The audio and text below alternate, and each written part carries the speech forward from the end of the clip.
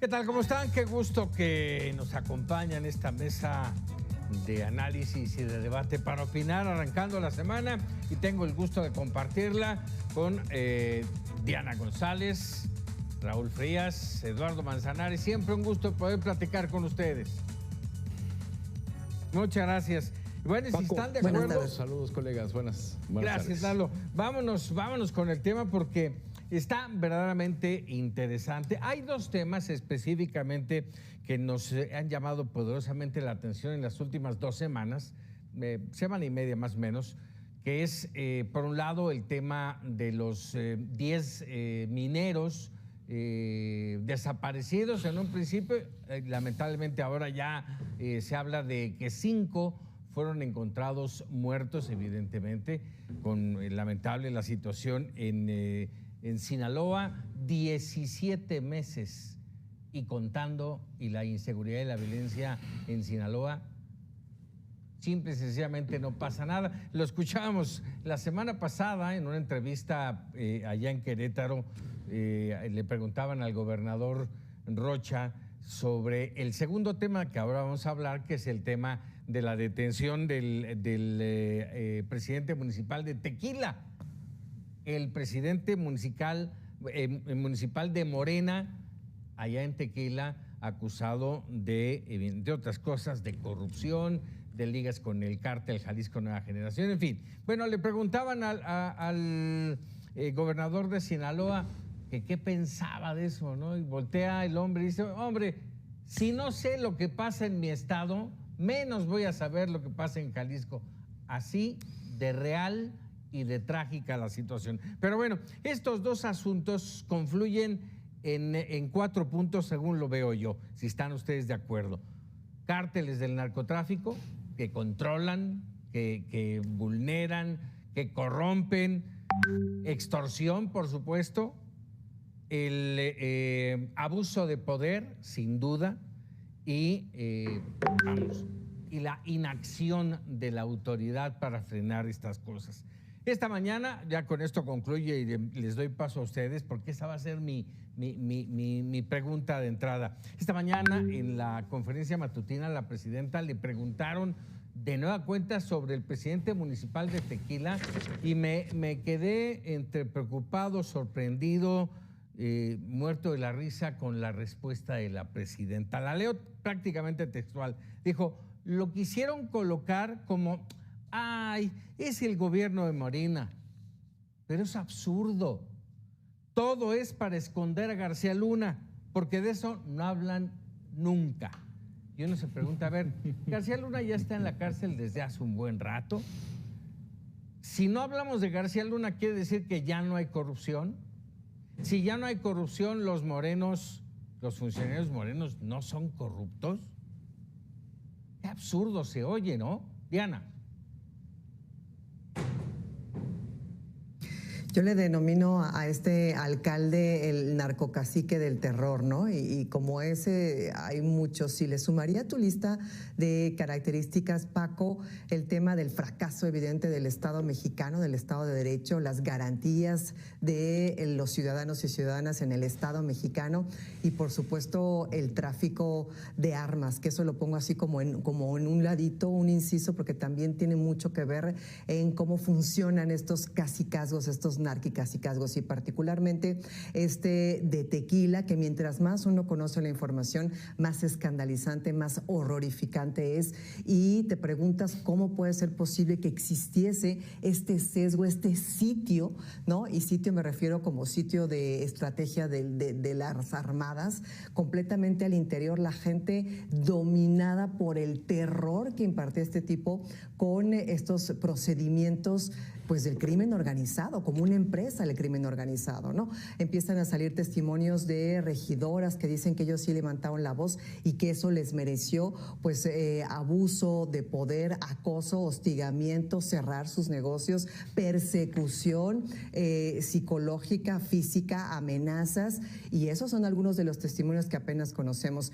Evidentemente no es exclusivo de un partido político, ¿no? Esto lo hemos visto históricamente en muchos diversos momentos de la historia de nuestro país, pero no deja de ser escalofriante que estas dinámicas y que estas mecánicas sigan persistiendo actualmente y que nadie haga nada hasta que se realice este operativo. ¿Cuánto tiempo llevaba este hombre actuando de esa manera? ¿Quién lo llevó al poder? ¿Quién lo cobijó? ¿Cómo llegó hasta ahí? El secretario de Seguridad tenía lazos directos con el cártel de las 4 letras. Es decir, esto es la radiografía perfecta, la monografía, para los que son de mi rodada cuando íbamos a la papelería, de este cacicazgo, narcocacicazgo del terror que pone en vitrina el fracaso del Estado de Derecho mexicano. Oye, y decías, no es exclusivo de un partido. Yo te agregaría, no es exclusivo de ninguna entidad, de ningún municipio en el país. Hay muestras muchísimas, muchísimas. A este hombre lo llegaron a llamar Lord Farquaad, aquel Lord Reyesuelo de la película de Shrek, ¿sí? Por la forma en que tenía acosada a la sociedad y a los empresarios, extorsionándolos, Raúl. El caso de Tequila, compañeros Paco, Diana, Eduardo, de Diego Rivera Navarro. A ver, tiene muchas aristas, pero quisiera resaltar un par de ellas nada más. Sí, el tema es que ya había denuncias y no se había hecho absolutamente nada. ¿Por qué actúa la Secretaría de Seguridad? ¿Por qué el gobierno mexicano decide actuar? A ver, ya habían matado a 3 empresarios tequileros, ya había denuncias de extorsiones de comerciantes, había denuncias de afines políticos, porque hay que recordar que este sujeto, el alcalde de Tequila, secuestró a sus, a quienes competían electoralmente de Morena, los secuestró y los obligó a firmar su renuncia a las candidaturas de Morena. A ver, si esto que parece una historia de terror, lamentablemente se repite y se repite en muchos municipios del país. Pero ¿por qué aquí sí actuó el gobierno? Bueno, a ver, ya mencionábamos, 3 empresarios asesinados en los últimos 3 años. Fernando Rubio Cuellar, Carlos Enrique Newton, Adrián Corona Radillo, ¿sí? Y no había pasado nada. ¿Por qué? Porque este voraz sujeto que tenía compromisos con el cártel que ya se mencionó, sí, había ofrecido, de acuerdo al expediente, había ofrecido pagarles 40 millones de pesos anuales. A ver, Paco, Eduardo, estás hablando de una autoridad coludida con los narcos y que se dedicaban a extorsionar. Pero casi se metieron con una empresa transnacional como José Cuervo y que los accionistas, los dueños, sí, con intereses en Estados Unidos, con intereses estadounidenses, sí, pues levantan la voz ante la extorsión de este sujeto. ¿Qué hacía? Utilizaba adeudos del predial porque hicieron una relocalización de los terrenos de Tequila Cuervo, que tiene muchos terrenos en la zona, de estos terrenos para sembrar agave, y pues los reubicaron como terrenos de ciudad, urbanos, y no como rurales, que tienen una tasa diferente. Entonces, es la forma como la red de Tequila, porque no solamente fue el presidente municipal, fue el director de obras, el secretario de Seguridad Pública, el jefe de gabinete, sí, el tesorero, o sea, a ver, es toda la red del ayuntamiento. Y se dedicaban a eso, pero se metieron con una empresa que tiene voz, que se escucha fuera, y viene la presión y de ahí actúa precisamente el gobierno mexicano, porque las denuncias tenían año y medio de abusos. Claro, a ver, acabas de decir un punto fundamental, Raúl, ¿sí? Estos empresarios, esta empresa tenían voz, los escuchaban, son los menos, Lalo. ¿Sí? La gran mayoría entre empresarios, comerciantes e incluso ciudadanos a merced de este tipo de presidentes municipales, alcaldes y funcionarios corruptos que extorsionan y que nadie hace absolutamente nada. Exactamente, Paco. Y de hecho, mira, quién abre, quién construye, quién vende, quién opera y quién se calla.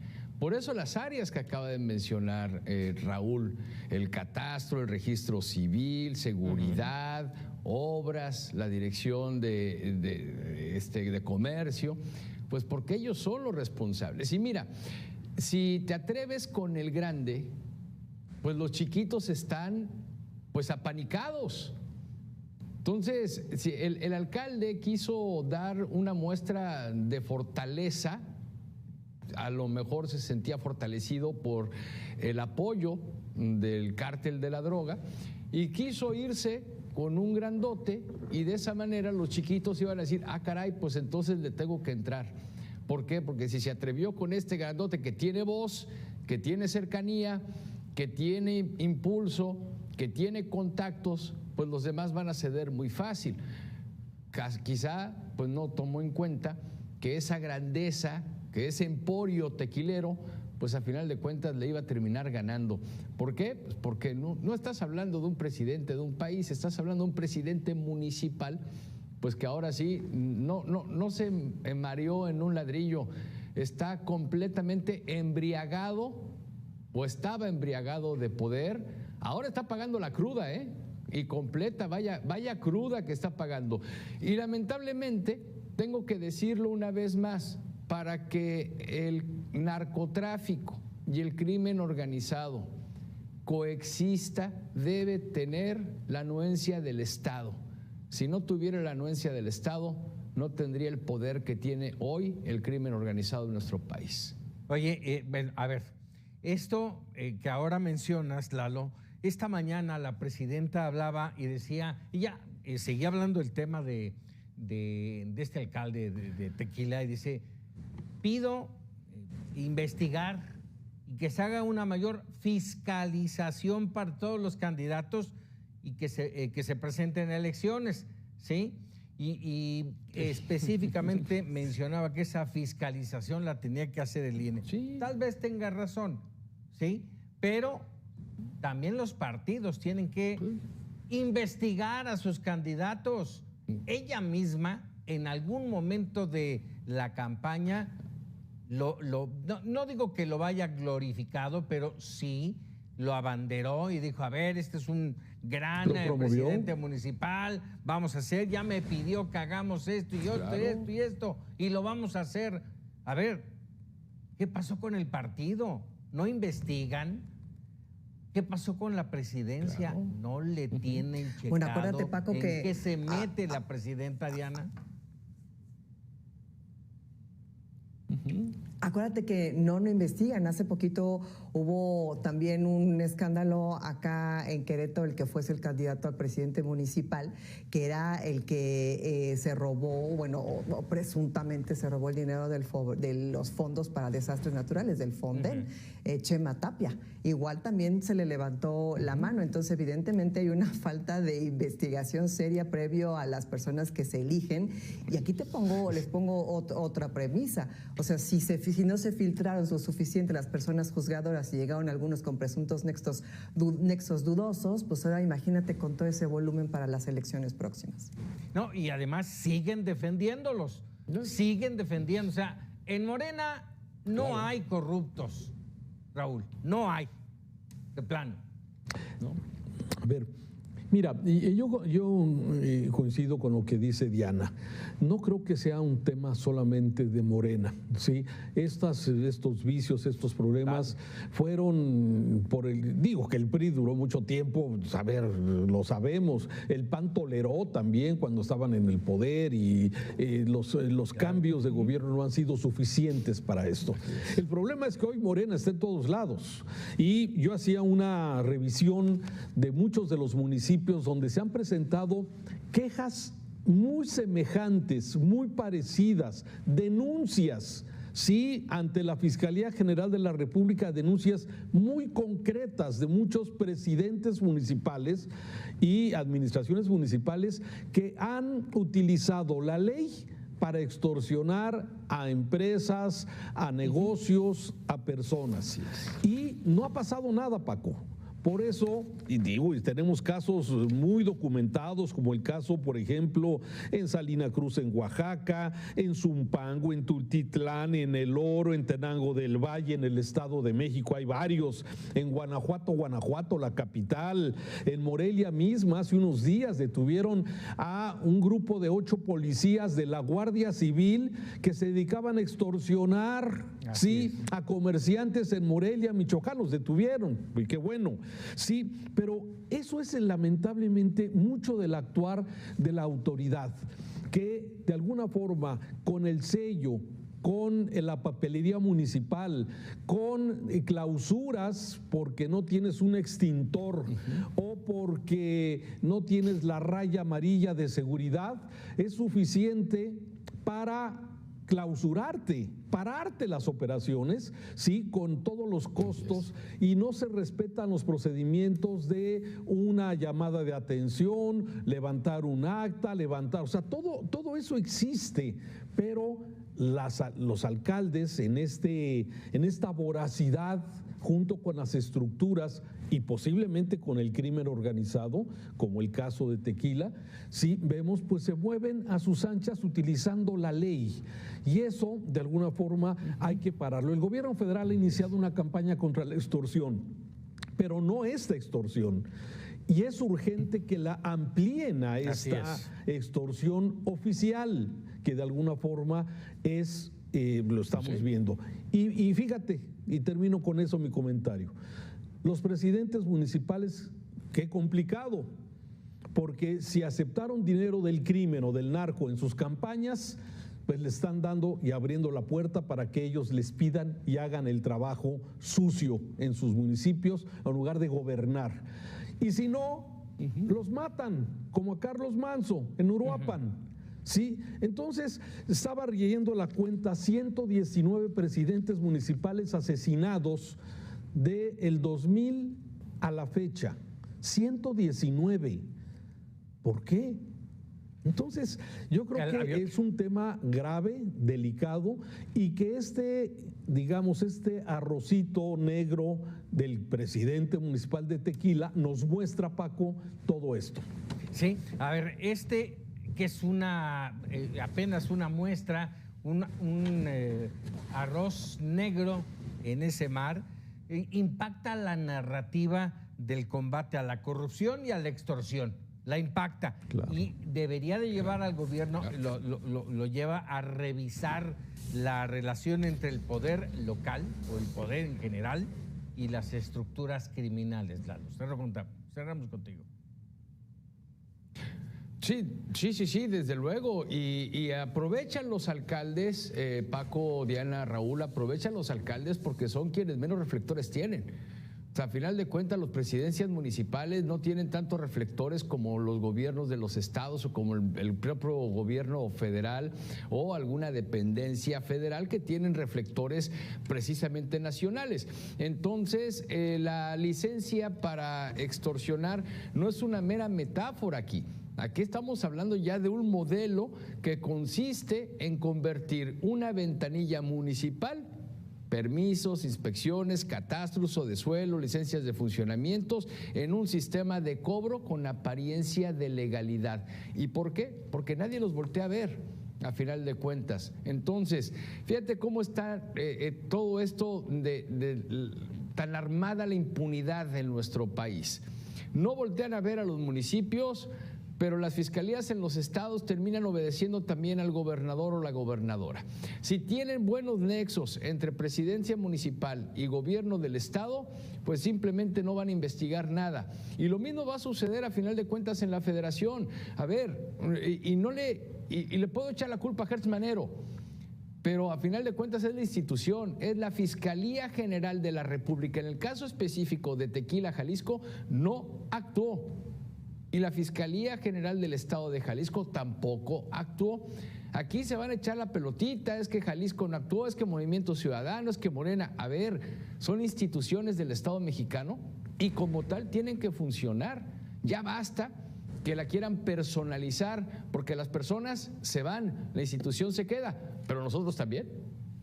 Sí, ¿no? Y la corrupción y el fraude y todo lo que se llevan, eso no se queda, se lo llevan y la ciudadanía queda flat, ¿sí? Se nos olvidó mencionar ahí a la alcaldesa de Acapulco, por mencionar alguna. Tú que decías, Lalo, y cuando hay muy buena relación con el gobierno local, pues ahí está, ni siquiera una investigación. Vamos a ir a una pausa y vamos a regresar con los casi 17 meses de inseguridad y violencia en Sinaloa. Regresamos para opinar.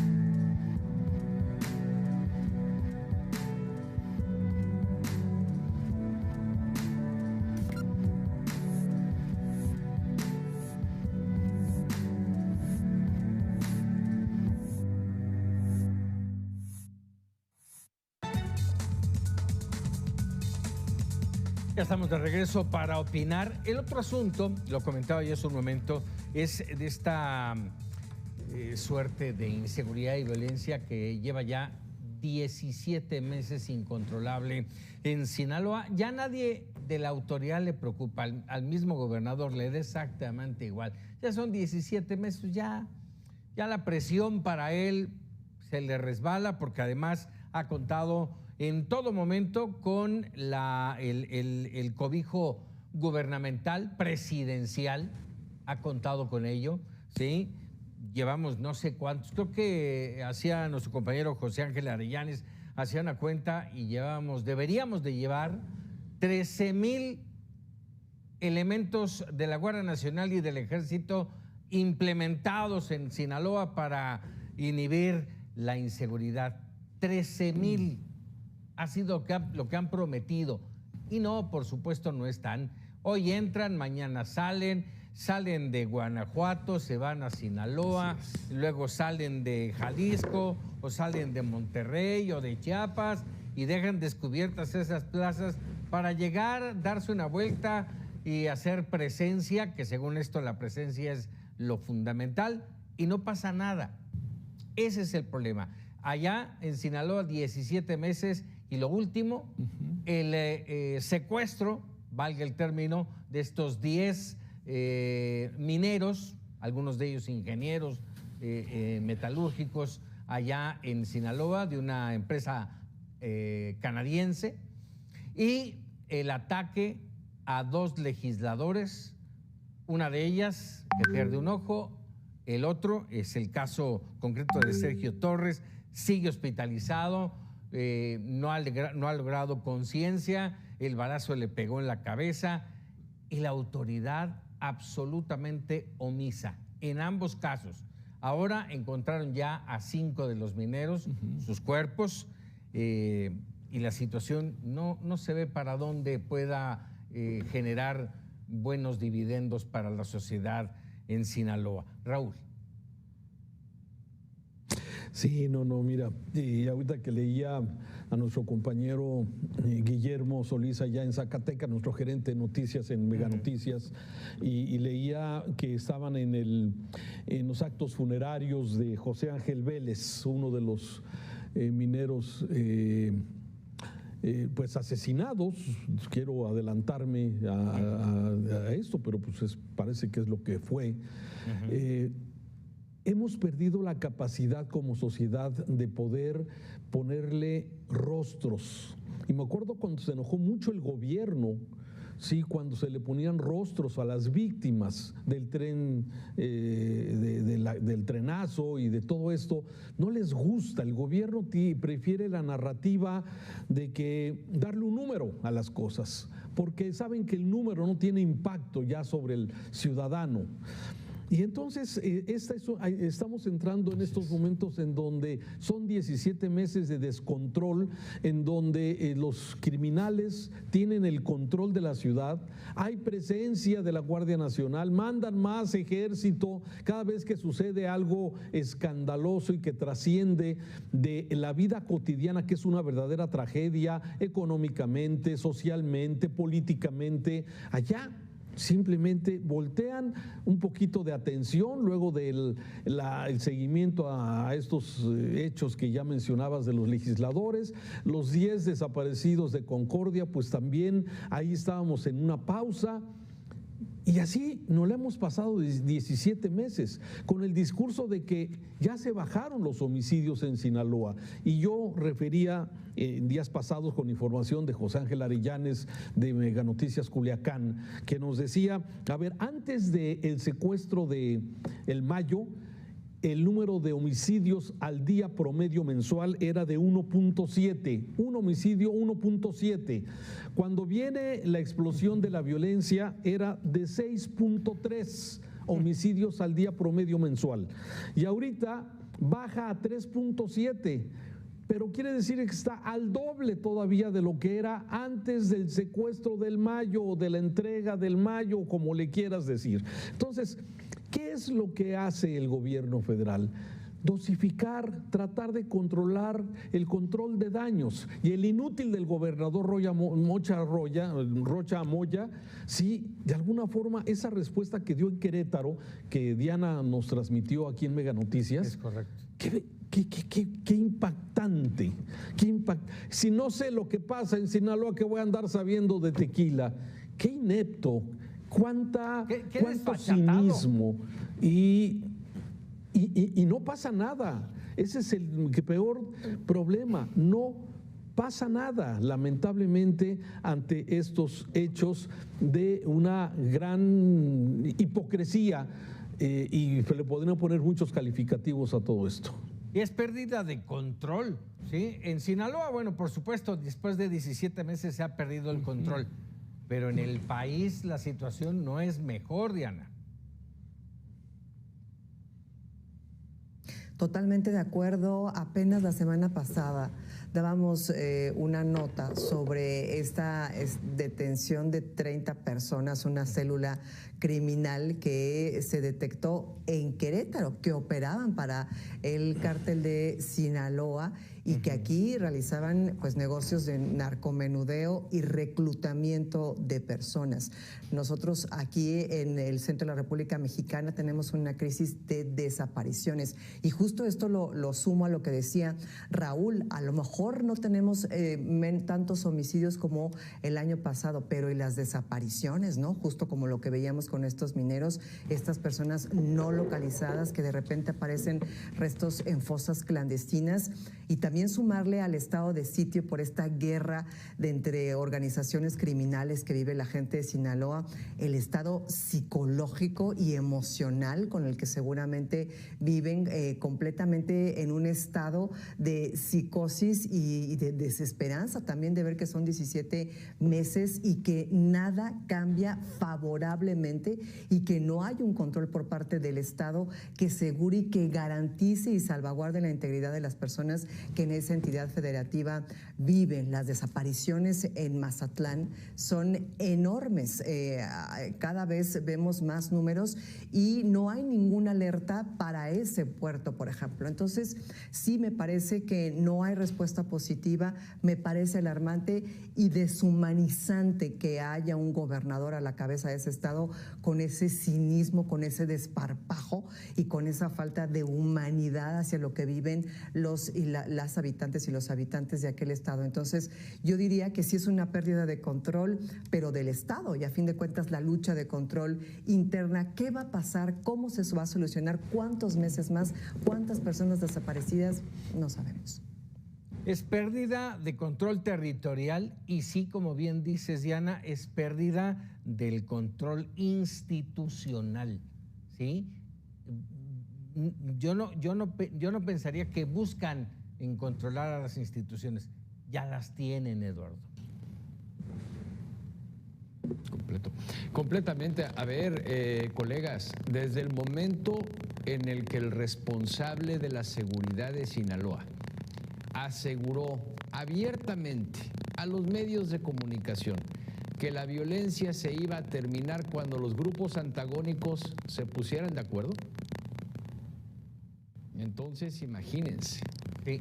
A ver, estamos teniendo ahí una falla de audio. No sé si es contigo, Lalo Manzanares, pero vamos a tratar de arreglarlo porque no nos deja escuchar bien lo que estás diciendo. A ver, insisto, este tema del control de las instituciones, Raúl, lo veíamos ahora en Tequila, lo vemos ahora porque así lo deja sentir Rocha Moya, es el control de las instituciones en Sinaloa. Él está verdaderamente pintado, no hace nada, no le importa nada, sí, y nadie le hace caso, Raúl. Sí, ajenos completamente a esto, ¿no? Y entonces yo veo que como que estamos atorados, o el gobierno está atorado, más bien el gobierno está atorado en esto, en la narrativa de decir, vamos bien, estamos caminando, se está combatiendo y todo, y por otro lado la realidad que está viviendo la gente en Culiacán, allá en Sinaloa, con esto que mencionaba también, que lo olvidé mencionar, el tema de Mazatlán, de esta familia levantada, sí, que aparece la mujer y una niña. O sea, todo este tipo de situaciones es que me parece que mucho de lo que sí se está haciendo por parte del gobierno no es porque esté convencido este gobierno de que lo tiene que hacer, sino lo está haciendo presionado ante la presión que están ejerciendo los Estados Unidos, sí, con todo este asunto. El combatir a los grupos criminales, el combatir a los narcos, el combatir con el pretexto de la droga que pasa a los Estados Unidos, hay una presión y es lo que México ha venido haciendo, ¿sí? Tratar de aparentar con información hacia los Estados Unidos de que sí hay detenidos, estas bandas que agarran, estos grupos que de repente aparecen que detienen a fulanito de tal y que luego otro que los presentan como grandes capos, pero yo no sé si realmente son grandes capos. Yo este fin de semana crucé la frontera y ya ves que ponen los carteles esos de Se Busca, pues siguen los mismos de Rafael Caro Quintero, siguen los mismos de los hijos del Chapo Guzmán. Digo, ayer todavía en la frontera entre Tijuana y San Diego, sí, y todavía no están todavía los nuevos que de alguna forma se estarían buscando o se le están ofreciendo por muchos dólares de recompensa.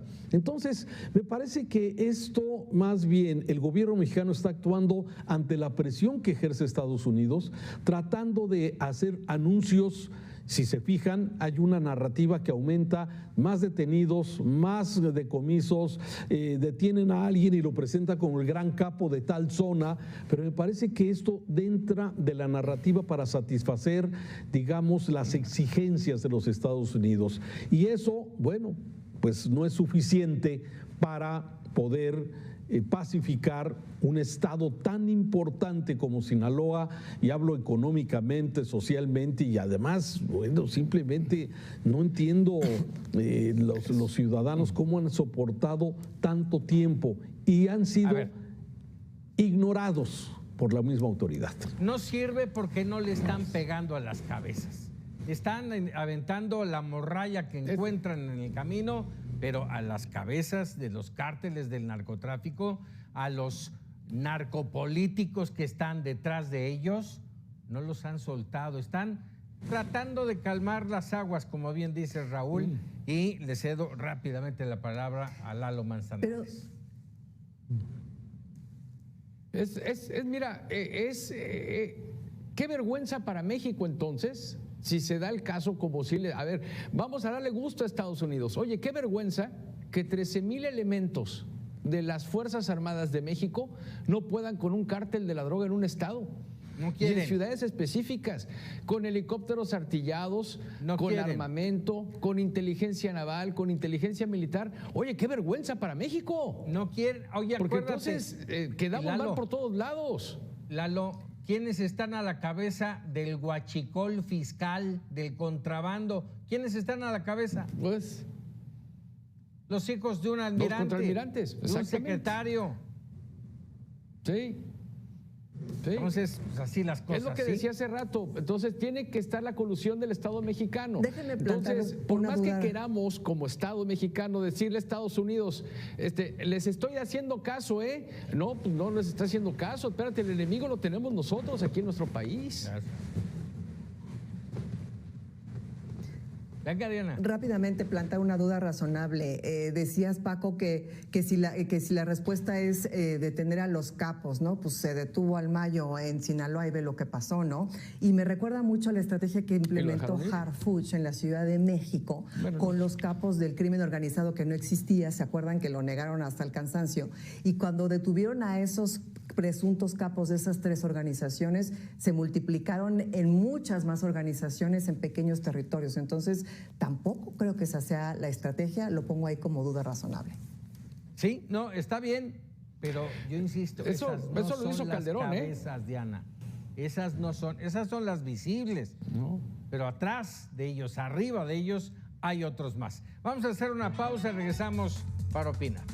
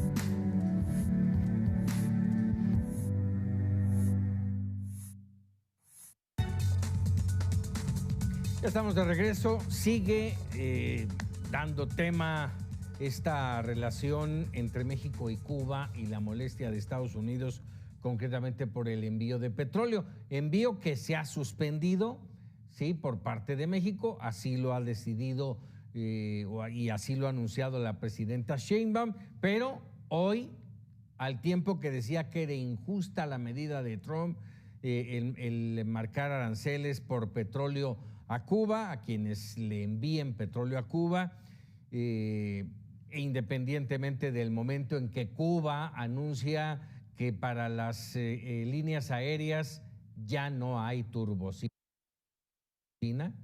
Ahora sí que le hagan como quieran, pero ya no hay turbocina en la isla. Y al mismo tiempo la presidenta anuncia que seguirá el apoyo de víveres. Envían alrededor de 800 toneladas, 814 toneladas en 2 buques que salieron ayer o hoy, creo, Lalo, de allá del puerto. Así es, Paco. 2 embarcaciones de la Armada de México salieron ya rumbo a Cuba el día de ayer, aunque la Armada no ha querido confirmar precisamente la hora exacta de la salida de las embarcaciones, pero ya se fueron, estuvieron aquí el fin de semana. Se detuvieron un poco las maniobras de embarque por el frente frío de la semana pasada, por el evento de norte. Sin embargo, bueno, pues ya con buena mar ya salieron rumbo a Cuba. ¿Este es el tipo de ayuda humanitaria? Sí. En comparación con el envío de petróleo, yo espero que llegue a la gente. Ahora, no va a ser suficiente, o sea, estamos hablando de 800 toneladas entre víveres, o sea, alimentos no perecederos, medicamentos, en fin. Esto pues realmente ni paliativo es para la gente, es simplemente un tema de doctrina ideológica desde mi punto de vista, y quererle dar la vuelta, y van a terminar enviando petróleo otra vez y a ver cómo nos va. ¿Por qué? Porque no lo vamos a vender, es decir, Gasolinas del Bienestar SADCB no va a seguir vendiendo combustible ni petróleo a la isla, sino que vamos a enviarle ayuda humanitaria porque no tienen energía eléctrica o porque no van a poder vender la turbocina para los aviones. Pero a ver, ¿qué ha hecho Cuba con todo el petróleo y con toda la gasolina que ya ha enviado México a la isla? Las versiones periodísticas y desde Cuba dicen que lo ha vendido, porque al pueblo cubano no le ha servido absolutamente de nada, y al pueblo mexicano tampoco. Dicho sea de paso, no nos sirve de nada el envío del petróleo y gasolina a Cuba, y a los cubanos tampoco les ha servido de nada. Aquí es el apoyo y la falta de aceptación de un régimen, que ya está completamente fuera de lugar. O sea, ya la tiranía que existe al interior de la isla de Cuba, bueno, pues ya es inaceptable, pero México ideológicamente los va a seguir apoyando, que eso es lamentable. Eso es lamentable. Diana. Rápidamente, es una primera entrega de 800 toneladas de ayuda humanitaria que se va a repetir en próximas fechas. Decía la presidenta aproximadamente que se está buscando que más adelante se lleve unas 1.500 toneladas de esta ayuda humanitaria, víveres, artículos de higiene.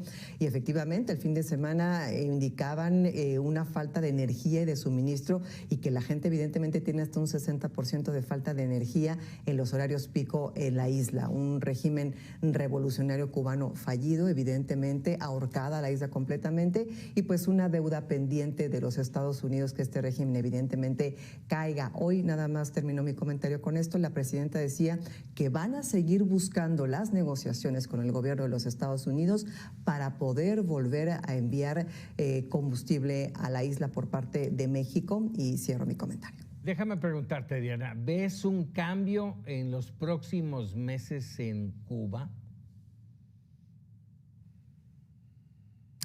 Yo creo que en Cuba, no, para nada, por supuesto que no. Yo creo que ya está escrita la historia, que esto va camino al fracaso. El régimen, me refiero, de la isla. Sí, pero aún con ese fracaso, ¿ves un cambio con la presión que está ejerciendo Donald Trump para cambiar las cosas en el régimen? Pues yo creo que un cambio, terminar el régimen, ¿no? Que es lo que busca Estados Unidos. Yo creo que no pasa de este año, en que eso se transforme. Esa es mi especulación con base en lo que hemos visto y lo que está marcando la narrativa de Estados Unidos, ¿no? Yo creo que es una deuda que tiene Estados Unidos y que ese régimen va a terminar este año, está ahorcado completamente y el petróleo que mande México, si es que lo puede volver a mandar, no va a ser suficiente para salvaguardar la vida de las y los cubanos. Dale. Déjame, te hago una contrapregunta, Paco. Te hago una contrapregunta. ¿Ha cambiado algo en Venezuela desde que Estados Unidos capturó a Maduro? Mira, no al 100%, pero sí va, creo yo, en ese camino. De entrada, el control en Venezuela va a pasar lo lo tiene mismo con Estados Cuba. Unidos. O sea, es que Venezuela sigue el chavismo adentro. Fíjate que veo, o sea, adentro, de... o sea, una cosa es el control de Estados Unidos, pero ¿para qué van a quitar a Díaz-Canel? ¿Para meter al nieto de Fidel Castro? Pues a final de cuentas se van a quedar los mismos. O sea, simplemente Estados Unidos busca poder, busca dinero, busca controlar petróleo y no va a cambiar nada. Claro. Raúl. Sí, fíjate que después de lo que pasó con Venezuela, yo también creo que el objetivo de Trump no es deponer a Díaz-Canel o al régimen. Es cómo nos vamos a entender, qué me vas a dar y esa deuda, ese bloqueo que va a quedar, va a cambiar la situación. Yo no veo que el interés de Estados Unidos sea el de ahorcar, después de ver lo de Venezuela, ahorcar a Díaz-Canel. Ojalá, no sé, espero equivocarme y que veamos un cambio diferente. No estoy seguro después de esto. Como sea, vienen cambios. Pero bueno, rápidamente vamos a darle una vueltecita a un tema que nos debe de interesar a todos, ¿sí? Sarampión. México está pasando por una situación, no quisiera ser alarmista, pero es una realidad. Más de 8,300 casos ubicados perfectamente en Chihuahua, Jalisco, Chiapas y Ciudad de México principalmente. Alrededor de 27 muertos y la cifra sigue creciendo. Si no quiero ser alarmista, volteo a ver la Secretaría de Salud, al IMSS, al ISSSTE, montando centros de vacunación.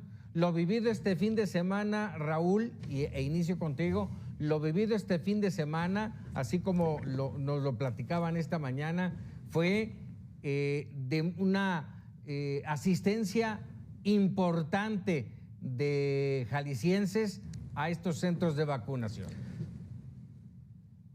Sí, bueno, hay que recordar que a partir de este lunes, a partir de hoy, es obligatorio otra vez el cubrebocas en todas las escuelas de Jalisco y en todas las escuelas del Estado de México, ¿sí?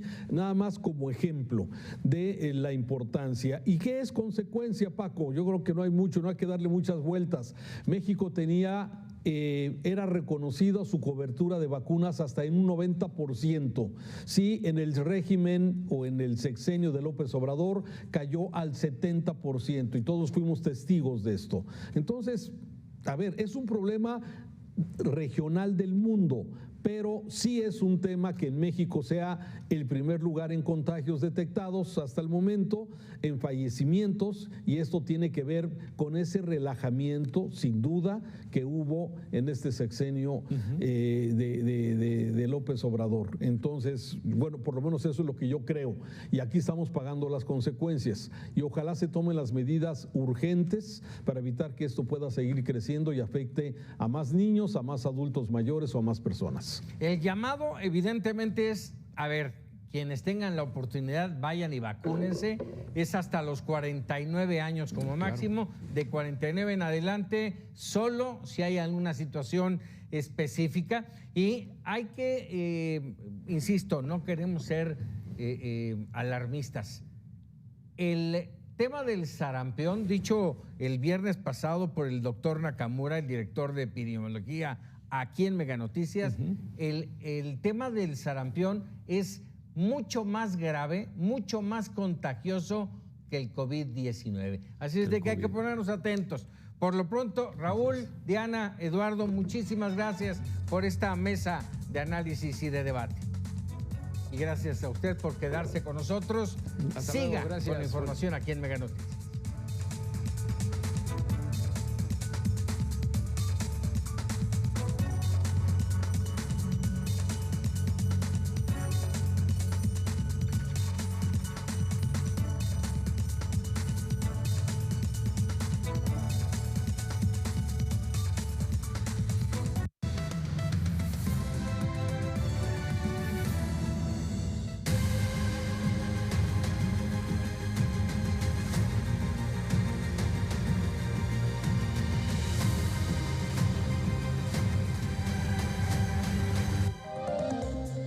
Entre problemas internos y amenazas externas, México se juega el TEMEC, el motor económico del país. ¿Estamos preparados para seguir siendo socios de Estados Unidos y Canadá?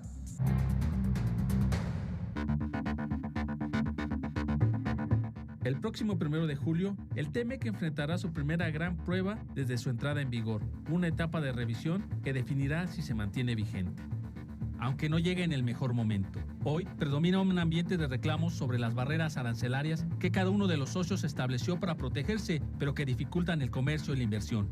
México y Canadá actualmente viven un momento de redefinición por diferencias regulatorias en minería, piratería china y tráfico de fentanilo, que generan fracturas en el tratado comercial, mientras que Estados Unidos acusa a México de sobreregulación y duplicidad de funciones con la reforma a la ley de aduanas, que encarecen y retrasan las operaciones comerciales, y un marco legal incierto tras la reforma judicial que generó dudas sobre la estabilidad del marco legal mexicano y los mecanismos de solución de controversias, una señal de alerta para los inversionistas. Yo creo que se va a ser de los puertos, que tiene que ver con la seguridad del Estado de Derecho en México. Pero esos no son los únicos inconvenientes. Washington sumó lo que llama barreras comerciales a sus exportaciones en agricultura, agroindustria, salud, servicios financieros, telecomunicaciones y propiedad intelectual. Y México también tiene abierto su propio expediente, principalmente contra Estados Unidos, al tener que pagar aranceles del 50% por sus exportaciones de acero, aluminio y cobre, y del 25% a las de autos y autopartes, así como la seguridad, migración y el cierre de fronteras que, contaminados por el clima político, han desatado más fricciones entre ambas naciones. Es en este ambiente de tensión que la estrategia de México deberá convertir la revisión del TEMEC en una oportunidad. Para ello deberá generar condiciones para reducir las barreras arancelarias, empujar reglas más claras para atraer el nearshoring y, sobre todo, reducir su inestabilidad interna. No, México debe usar esta oportunidad también para expandir su comercio, para solicitar que se reduzcan las barreras que impactan al comercio mexicano o las exportaciones mexicanas en Estados Unidos. De cara a la revisión del TEMEC, existen dudas sobre su solidez. ¿México podrá negociar con fuerza mientras se enfrenta a dudas sobre su propio marco legal? ¿Canadá se podrá sostener para contribuir al equilibrio trilateral cuando se agravan las tensiones con Estados Unidos? El tratado prometía estabilidad, pero hoy llega presionado por factores que van más allá de los económicos. Y queda la pregunta, ¿quién saldrá ganando? Mega Noticias, Ricardo Moya. Energía, sector automotriz, agricultura y seguridad son solo algunos de los temas prioritarios que el gobierno mexicano debe atender si busca permanecer como socio del tratado comercial más importante de América del Norte.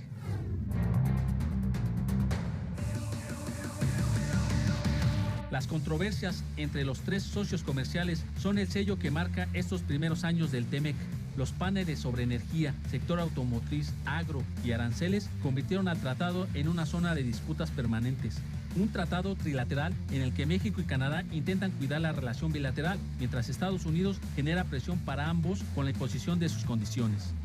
Una relación comercial que entra en una fase de redefinición, en la que la política energética mexicana sigue siendo una de las mayores disputas. Basta recordar que congresistas de Estados Unidos presentaron la iniciativa Ley de Cumplimiento del Comercio Energético Mexicano, con la que presionan a la Casa Blanca para activar un panel contra México por favorecer a la Comisión Federal de Electricidad y frenar a las empresas privadas. No van a ceder en cuanto al eléctrico, enfáticamente es darle prioridad a las empresas públicas pues para garantizar la soberanía energética. Esta controversia iniciada en 2022 sigue sin resolverse y la posibilidad de que se active este panel que México quiere evitar sigue en la mesa. Otra disputa clave fue sobre las reglas de origen del sector automotriz. Un panel de resolución de controversias favoreció a México y Canadá, pero en respuesta a Estados Unidos impuso aranceles a las importaciones de autos mexicanos. Una señal de que el conflicto no es técnico, sino que tiene un fondo político. Que se pueda dar a la tarea para poderlos solventar de manera científica.